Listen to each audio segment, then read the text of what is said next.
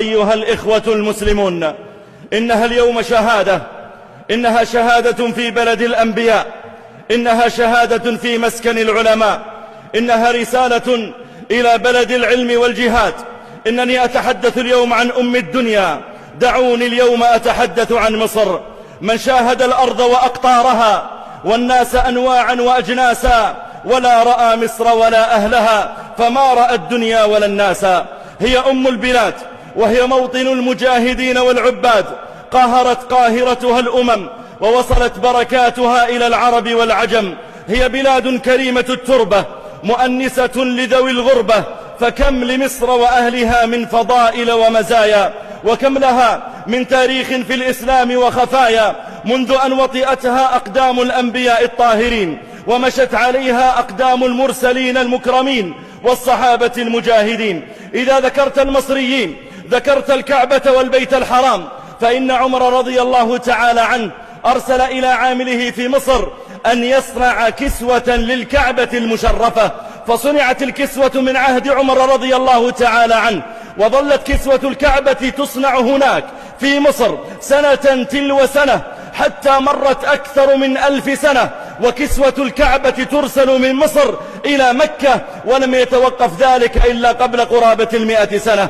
إذا ذكرت المصريين ذكرت الحجاج والمعتمرين، فإن البعثة الطبية المصرية كانت في الحج لسنوات طويلة، هي أبرز ما ينفع الحجاج في علاجهم، يأتون من أقطار الدنيا لأجل أن يلتقوا بهذه البعثة المصرية. إذا ذكرت المصريين ذكرت الدفاع عن فلسطين، وذكرت الجهاد والمجاهدين، فصلاح الدين أقام بمصر وكثير من قواده منها، وأبرز المعارك مع اليهود قادها مصريون. إذا ذكرت المصريين ذكرت أمنا هاجر ومارية القبطية، ذكرت أخوال رسولنا وأصهار نبينا. لا، لن أشهد اليوم لمصر، فما مثلي يشهد لمثلها، بل سأخطب عن كوكبة العصر وكتيبة النصر وإيوان القصر. سأتكلم عن أم الحضارة ورائدة المهارة ومنطلق الجدارة. نعم، سأخطب عن أرض العز وعن بلاد العلم والقطن والبز. أيها المسلمون،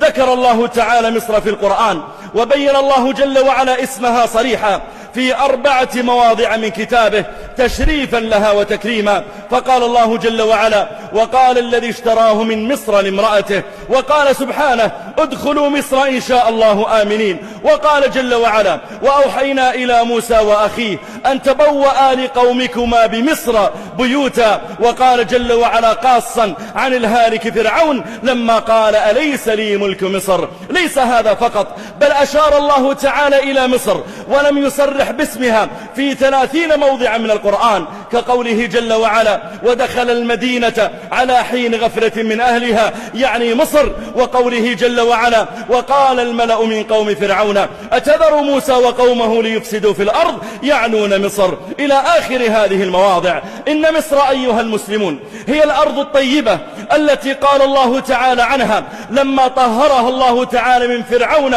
وقومه، مدح الله تعالى مصر فقال: كم تركوا من جنات وعيون وزروع ومقام كريم ونعمة كانوا فيها فاكهين، كذلك وأورثناها قوما آخرين. إن مصر فيها خزائن الأرض بشهادة ربنا جل وعلا لما قال عن يوسف عليه السلام: قال اجعلني على خزائن الأرض إني حفيظ عليم. ولم يذكر الله تعالى قصة نهر في القرآن إلا نهر النيل. قال جل وعلا: وأوحينا إلى أم موسى أن أرضعيه فإذا خفت عليه فألقيه في اليم، يعني في نيل مصر. قال الكندي: لا يعلم بلد في أقطار الأرض أثنى الله تعالى عليه في القرآن بمثل هذا الثناء، ولا وصفه الله بمثل هذا الوصف، ولا شهد له بالكرم غير مصر. نعم، إنني أتكلم عن مصر. وصى النبي صلى الله عليه وآله وسلم الأمة كلها بمصر وبأهلها، فقال: بأبي هو وأمي إذا افتتحتم مصر فاستوصوا بالقبط خيرا فإن لهم ذمة ورحما. وفي لفظ قال: فإن لهم ذمة وصهرا. رواه مسلم. هاجر زوجة إبراهيم عليه السلام وهي أم إسماعيل جد نبينا عليه الصلاة والسلام، هي مصرية من القبط. ومارية سرية رسول الله عليه الصلاة والسلام وأم ولده إبراهيم هي مصرية أيضا. ولذلك قال عبد الله بن عمرو بن العاص رضي الله تعالى عنهما قال قبط مصر هم أخوال قريش مرتين. وقال النبي عليه الصلاة والسلام إنكم ستفتحون مصر أحسنوا إلى أهلها، أحسنوا إلى أهلها فإن لهم ذمة ورحمة. رواه مسلم. فهي وصية للأمة كلها لكل من تعامل مع المصريين أن يحسن إليهم وأن يكرمهم وأن يعرف قدرهم وأن يقف معهم عند حاجتهم وأن ينصرهم عندما يؤذون. الهدية إليهم من أفضل الهدايا وأديتهم من أعظم الرزايا. ولم يكتفي نبينا صلى الله عليه وسلم بمدح مصر وأهلها بل أمر بالإحسان حتى إلى أقباطها. فقال صلى الله عليه وسلم الله الله الله الله في قبط مصر فإنكم ستظهرون عليهم ويكونون لكم عدة وعونا في سبيل الله. رواه الطبراني وصححه الألباني. نعم، وكم يسرنا والله ما نرى اليوم من تآلف بين مسلمي مصر وبين أقباطها. ونسأل الله جل وعلا أن يجمعهم جميعا على العقيدة الصحيحة التي بعث الله تعالى بها عيسى وبعث بها محمدا وبعث بها جميع الأنبياء عليهم السلام، وهي أن يعبد الله تعالى وحده لا يشرك به شيئا. أيها المصريون، الإسلام فيكم وجد أعياده، وكنتم يوم الفتح أجناده، وكنتم عام الرمادة مداده، وأحرقتم العدوان الثلاثية وأسياده، وحطمتم خط بارليف وعتاده، وكنتم يوم العبور أسياده وقواده. يا أهل مصر، يا أهلي ويا مشايخي ويا من أخذت عليهم الأسانيد في قراءة القرآن، يا أصحابي، إن في أرضكم الوادي المقدس طوى، وفيها الجبل الذي كلم الله تعالى عليه موسى عليه السلام، وفيها الجبل الذي تجلى الله جل وعلا إليه فانهد الجبل دكا، وهي مبوأ الصدق الذي قال الله تعالى عنه ولقد بوأنا بني إسرائيل مبوأ صدق. وفي أرضكم يجري نهر النيل المبارك الذي ينبع من أصله من الجنة. قال النبي عليه الصلاة والسلام النيل وسيحان وجيحان والفرات من أنهار الجنة. رواه مسلم. وفي أرض مصر الربوة التي أوى إليها عيسى عليه السلام وأمه. قال جل وعلا وآويناهما إلى ربوة ذات قرار ومعين. وعلى أرض مصر ضرب موسى عليه السلام بعصاه فانفلق الحجر له ماء وانشق البحر له فكان كل فرق كالطود العظيم. نعم، إنها مصر.